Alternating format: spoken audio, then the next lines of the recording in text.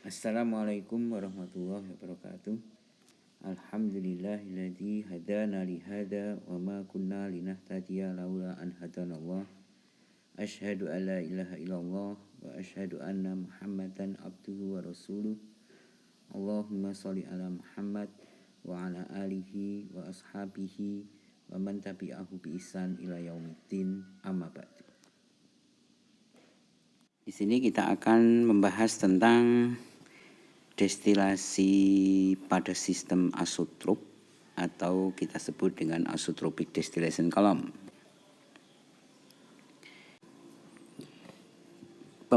Sistem pemisahan akan semakin kompleks, akan diperkompleks dengan kehadiran asotrop.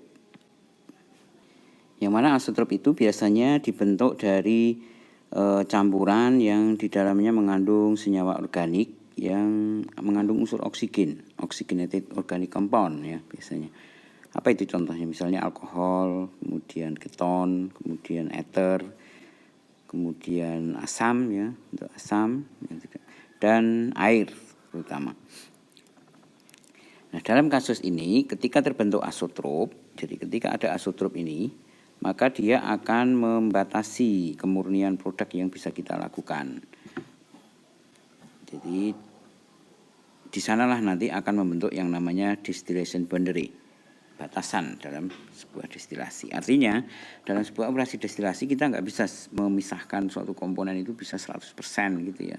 Tidak semua sistem campuran bisa seperti itu. Karena ada kondisi di mana akan menyebabkan kita tidak mampu memisahkan komponen. Mungkin ada ya beberapa komponen yang ingin kita pisahkan tapi ternyata tidak mampu disebabkan karena adanya distillation boundary ini, yang mana distillation boundary ini datangnya adalah dari asotrop tadi, munculnya sistem asotrop. Di sini dengan mempelajari materi ini nanti diharapkan Anda sudah mampu membuat semacam residu curve ya kan, pada sistem diagram tertiary. Nanti akan kami ajarkan atau kami beri tuntunan bagaimana melakukan atau membuat residu curve dengan bantuan software saja ya, software simulator. Kemudian tujuannya adalah kita bisa menentukan rings yang menyebabkan kita mampu menentukan berapa produk ya, produk yang bisa kita atau komposisi produk yang bisa kita hasilkan dalam sebuah operasi destilasi itu. Jadi kita bisa menentukan range batasannya ya. Kira-kira produk dalam campuran ini bisa dimurnikan sampai berapa. Kalau ada campuran etanol air, dia bisa dimurnikan sampai berapa persen. Nah, ini akan kita pelajari dulu dengan residu curve-nya dulu. Jadi kita memang angka pertama adalah mempelajari residu curve-nya. Ada asotrop atau tidak. Ketika muncul asotrop berarti akan membentuk ring possible product composition-nya. Berarti ada batasan-batasannya di situ. Maka nanti kita perlu melakukan atau merombak proses diagram prosesnya. Proses flow diagramnya ini perlu dimanipulasi, terutama untuk heterogen asotrop atau sistem destilasi heterogen asotrop. Nah, salah satu contoh yang ditawarkan di sini adalah pressure swing distillation. Pressure swing, istilahnya pressure swing, berarti di sini ada swing, ada perubahan tekanan ya. Menggunakan dua kolom lalu beda tekanan gitu. Bagaimana bisa muncul seperti itu nanti akan kita pelajari lebih lanjut di belakang nanti. Sekarang kita akan membahas tentang homogeneous asotrop atau asotrop homogen. Bagaimana asotrop homogen itu terbentuk? Nah, pada equilibrium berarti fugasitas di suatu komponen C misalnya pada fase vapor itu sama dengan pada fase liquid. Sehingga di situ dikatakan C sama dengan gamma. Maka akhirnya terbentuklah persamaan ini, yaitu Y sama dengan Y kali P. Ini P ini adalah P sistem, tekanan sistem ya. P sistem ya. Kemudian yang satunya ini adalah P atau tekanan uap jenuh komponen. Ini rumus dasar ya kan.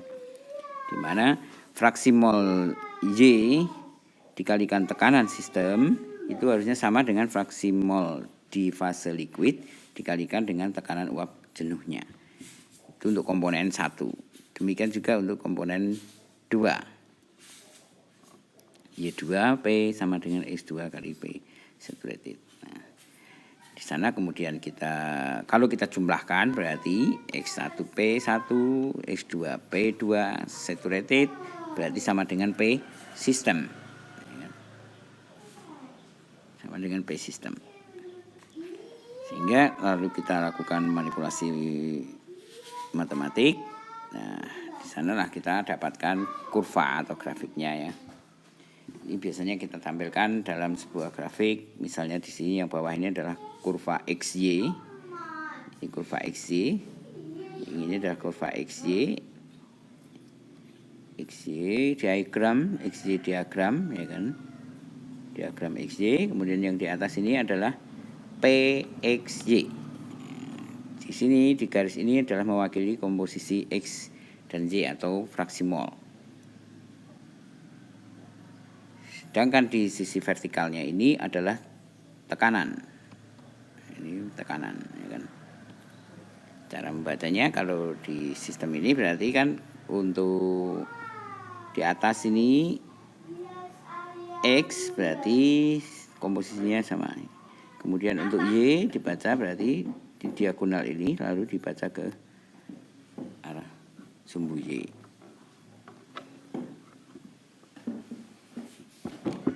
Ini contohnya. Sistem ini adalah diagram PXY untuk bensin dan toluene. Kalau kita lihat dalam diagram ini berarti tidak ada asotrop ya. Tidak membentuk asotrop. Sedangkan yang bawah ini adalah XY diagram. Jadi ini liquid bensin pada liquid, di sini liquid, di sini vapor. Maka ini X, ini Y. Sedangkan yang di sini berarti pressure, kemudian ini X dan Y ya kan. Artinya ini fraksi mol untuk liquid maupun vapor. Untuk sistem yang non ideal atau yang tidak ideal, maka activity koefisiennya tidak sama dengan 1. Sehingga di sana bisa digambarkan ada faktor koreksi yaitu gamma ini, gamma 1 dan gamma 2. Gamma ini bisa lebih dari 1, bisa kurang dari 1. Ada 2 kemungkinan ya.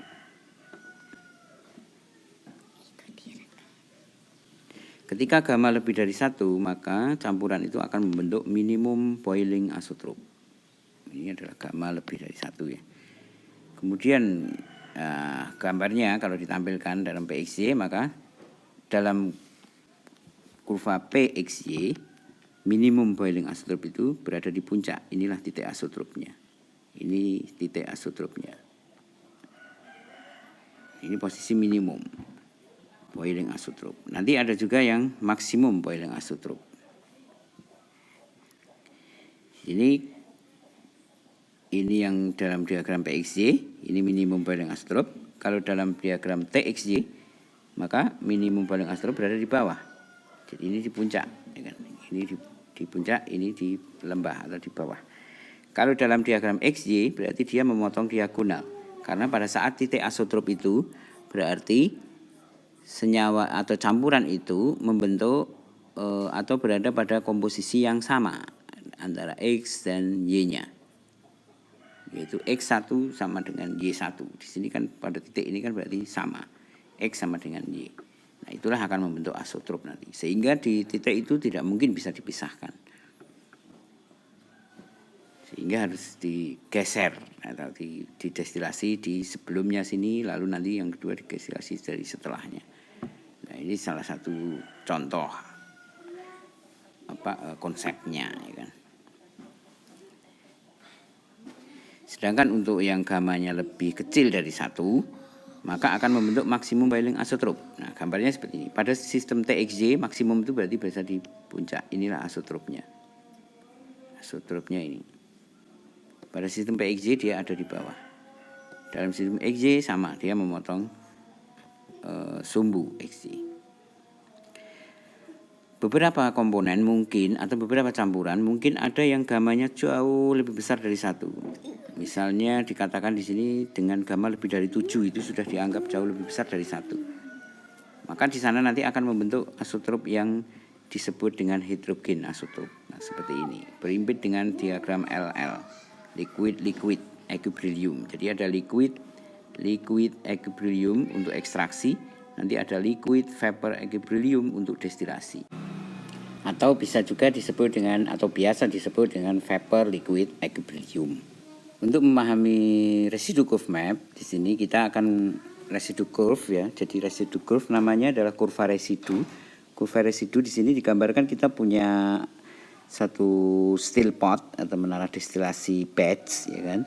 Nah, ketika dipanaskan, ketika diuapkan atau dipanaskan di sini, maka dia akan menghasilkan uap sebesar dl misalnya.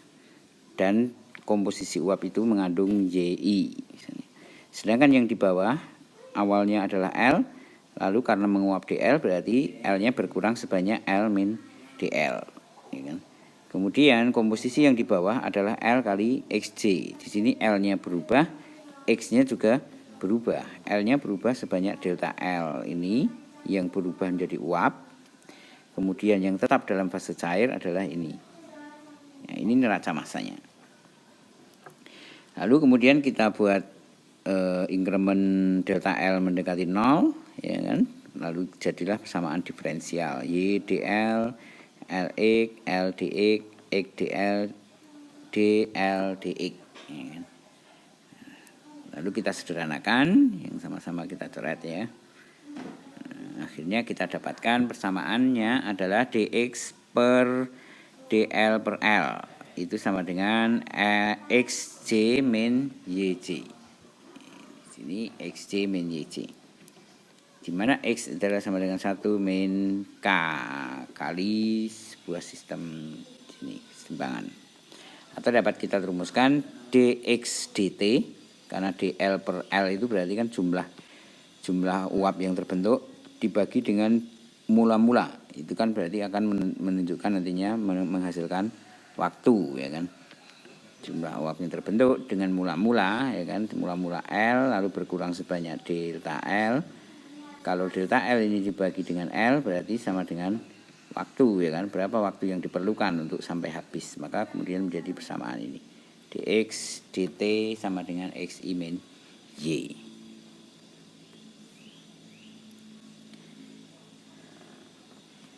Kurva residu itu juga digambarkan dengan cara seperti itu, sama ya kan. Nah, untuk menghitung kurva residu nanti kita coba tunjukkan dengan menggunakan software saja yang mudah ya kan, bagaimana membuat kurva residu, bagaimana menganalisis munculnya aseotrop, di mana titik aseotrop itu terbentuk. Ini yang sebelah kiri adalah yang tidak ada aseotropnya. Di sini tidak ada aseotrop. Ini komponen A murni, B murni, C murni. Tidak ada aseotrop. Sedangkan yang di sebelah kanan ini, di sini ada aseotrop yang disebut unstable node. Disinilah aseotropnya. Terbentuk aseotrop di titik ini, di titik unstable ini. Lalu di sini adalah stable, berarti ini bisa dimurnikan sampai 100% ya kan. Lalu di sini ada saddle, ini mungkin nggak bisa dimurnikan sampai 100%. Gambaran tadi bisa juga disamakan dengan kalau dalam menara destilasi kontinu, tadi kan batch ya. Kalau dalam menara destilasi kontinu berarti adalah sistem pada total reflux. Pada sistem total reflux ini semua produk destilat dikembalikan ke menara. Jadi pada top tray di puncak ini, di daerah puncak ini ya kan, di lingkaran merah itu, pada sistem top tray itu L yang masuk, LXN ini yang masuk ya, ini LXN, L-1, LN-1, X-1 berarti ini ya titik yang keluar, kemudian DX0 yang keluar juga sama dengan VNYN, berarti sama dengan ini uap yang terbentuk ini.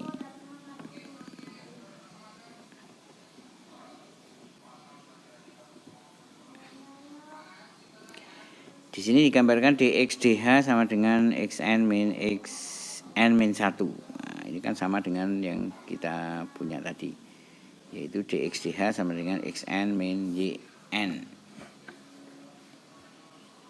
Inilah yang digambarkan sebagai kurva residu. Dalam sistem ini ditunjukkan bahwa kurva residu itu adalah merupakan pendekatan pada kurva destilasi pada kondisi total reflux. Jadi kurva residu itu sama dengan pendekatan pada kurva destilasi pada total reflux. Tidak ada produk atau destilat yang diambil.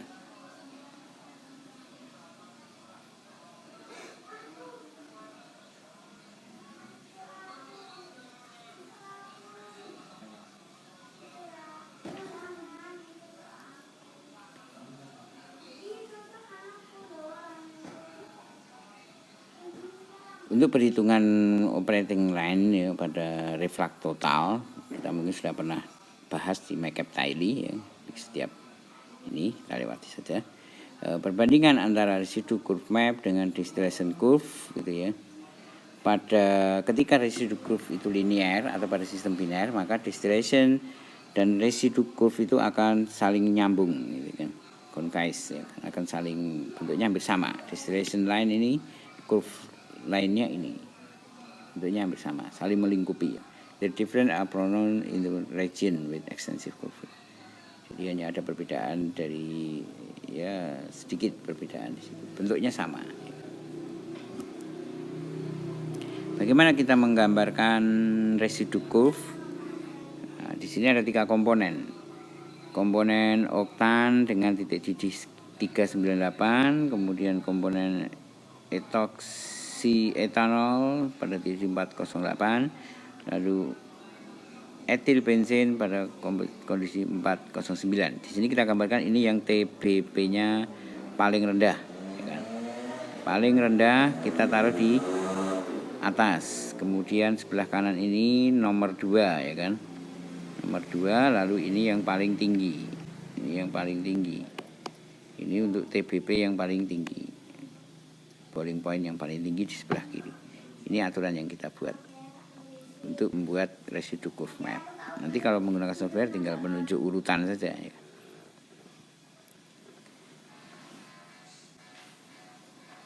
Kemudian tentang pemahaman produk region. Nah, di sini yang di arsir merah hitam itu, di arsir hitam ini adalah merupakan atau menunjukkan produk region. Artinya di sinilah daerah yang kita bisa dapatkan komposisi produk kita, yaitu di region-region ini. Ini karena ada asotrop di tengah ini, berarti kita hanya bisa membuat pemurnian di lingkungan ini, lalu di lingkungan ini, ya kan? Jadi terpisah akhirnya pemurnian. Maka produk regionnya hanya ada di sekitar ini. Ini boundary, distillation boundary-nya. Kalau kita ingin mendapatkan B yang maksimum, berarti kan distillation boundary-nya ada di sini. Contoh destilasi azotrop misalnya adalah dehydration etanol atau pemisahan etanol dari air. Etanol kalau dengan air itu akan membentuk azotrop. Di sini dia membentuk azotrop. Di komposisi sekitar 0,8, hampir 0,9 atau di komposisi 0,89. Nah, di sini membentuk azotrop. Berarti di sini nggak mungkin bisa dipisahkan melebihi ini. Nggak mungkin sampai 100%, ya kan? Harus ada teknik tertentu yang kita lakukan di sana. Maka di sini salah satu caranya adalah dengan diberi introducer atau diberi komponen ketiga, yaitu toluene misalnya. Toluene kita masukkan, maka kita pelajari dari residu curve map-nya ini kita bisa melihat di sini adalah kesetimbangan fase antara toluene dan air, ya kan. Kemudian ini adalah kesetimbangan fase dari ketiganya. Nah, toluene yang kita masukkan ini kita sebut dengan entrainer. Lalu pemisahan itu kita desain dengan menggunakan sistem pressure swing. Nanti secara khusus Anda bisa pelajari pada beberapa paper yang terkait dengan pressure swing distillation ini.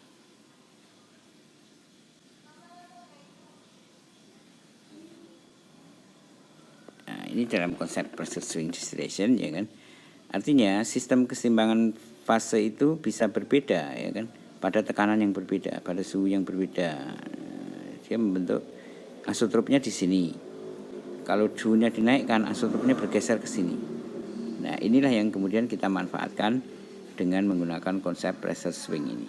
Jadi dua kolom dengan tekanan yang berbeda, otomatis suhu yang berbeda. Jadi perbedaan suhu atau tekanan ini menyebabkan dia berbeda posisi asotropnya. Berarti kan kita bisa pisahkan di sini pada tekanan itu. Lalu kita bisa pisahkan di sini pada tekanan. Atau bisa kita pisahkan pertama ambil di sini, lalu setelah itu dimurnikan di sini. Nah, bisa sempurna nanti. Ini contoh pressure swing distillation. Maka digambarkan di sini F2 itu posisinya ada di sini. Kemudian D2 distilat itu ada di sini sebelum menyentuh titik asotrop. Sedangkan D1 ada di sebelah sini setelah asotrop. Setelah asotrop. D1 setelah asotrop. Di sini kita lihat bottomnya bisa murni semua ya, kalau bottomnya ya bisa sampai murni A maupun B ya kan.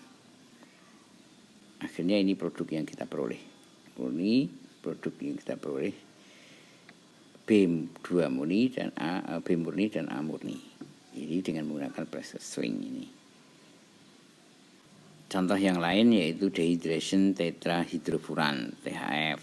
Ini kan pada tekanan yang berbeda, 1 bar, 5 bar, 10 bar, maka ini terlihat asotropnya bergeser ya kan.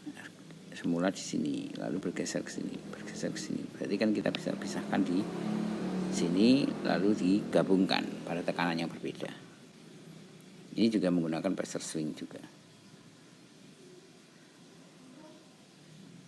Nah, ini adalah merupakan target belajar kita tadi, yaitu diharapkan Anda sudah bisa memahami atau bisa memahami konsep ini ya, residual curve. Seperti apa residual curve itu, artinya ini menjadi distillation boundary dari dalam sebuah sistem. Jadi kalau kita disuruh memisahkan suatu campuran, pertama yang harus kita pelajari adalah residual curve-nya dulu. Untuk mendapatkan apa? Untuk define the ring possibility product. Produknya ini nanti sampai berapa sih bisa dimurnikan? Nah, dengan menggunakan destilasi itu. Ini kan harus dipelajari dengan fase diagramnya. Ya. Setelah itu baru kita rancang PFD-nya.